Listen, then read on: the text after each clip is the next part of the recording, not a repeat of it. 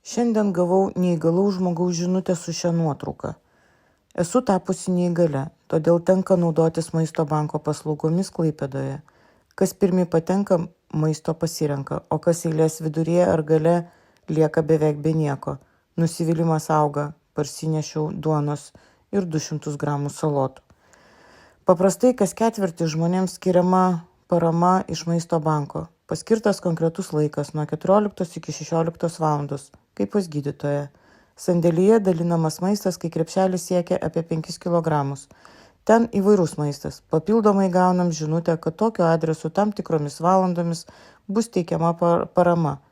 Žmonės renkasi dar prieš valandą, nes žino, pirmieji patekę gali pasimti tiek, kiek nori, nenormuotai, o likę gali likti be nieko. Administracija tarsi nemato. Dauguma žmonių vyresnio amžiaus su negale.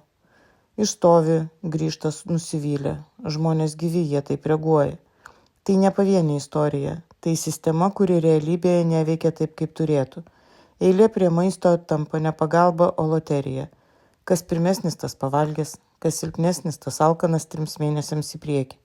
Ir dabar sustokim ties vienu faktu. Lietuva nuo įstojimo į ES gavo 10 milijardų eurų. Didelė šių lėšų dalis skirta socialiniai atskirčiai mažinti. 10 milijardų.